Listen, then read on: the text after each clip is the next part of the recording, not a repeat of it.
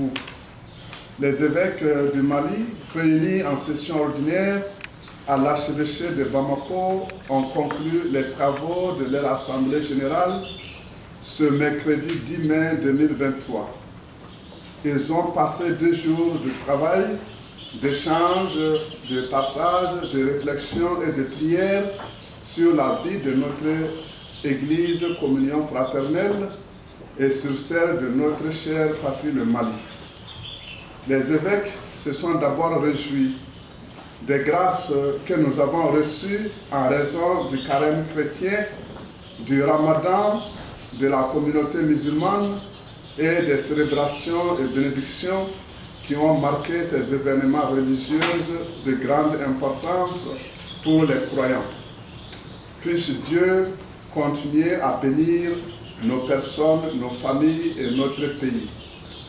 Les évêques ont eu ensuite une pensée pieuse pour les victimes des événements dramatiques que nous avons vécus le mois passé, notamment à Nara, Sévaré et Bamako, avec les crashs d'un hélicoptère. Ils saluent les forces armées et de sécurité pour leur professionnalisme et le peuple malien pour sa résilience. Que les victimes civiles et militaires reposent en paix dans le Seigneur. Que les blessés retrouvent la santé.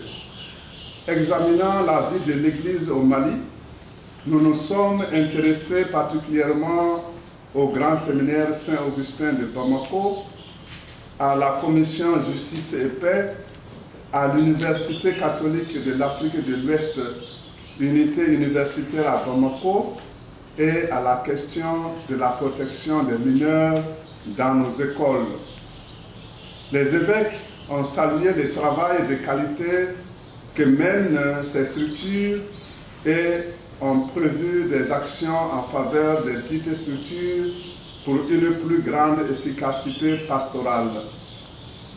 Examinant la vie de notre pays, notamment le projet de la nouvelle constitution, nous avons lu le texte et écouté l'avis des personnes avisées sur le document.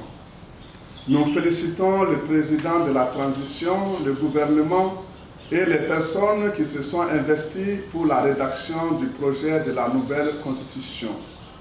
Le document prend en compte la plupart des préoccupations des Maliens et des Maliennes pour la refondation de l'État.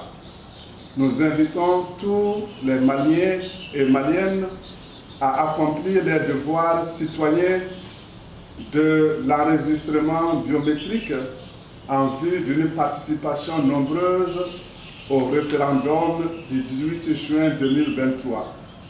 Que Dieu fasse que la campagne et le référendum se passent dans la quiétude. Au cours de la session, nous avons eu une pensée particulière pour les otages, notamment pour le père Ayo, enlevé le 20 novembre 2022 à Bamako. Nous invitons les fidèles à prier pour sa libération et celle de tous les otages. Nous les invitons à demeurer dans la prière pour le pays et pour une bonne saison pluvieuse 2023.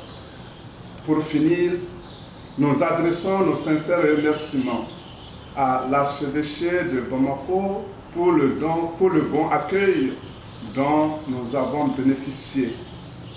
Nous remercions la paroisse cathédrale qui a pourvu à notre restauration. Que Dieu vous bénisse, que Dieu bénisse le Mali. Je vous remercie.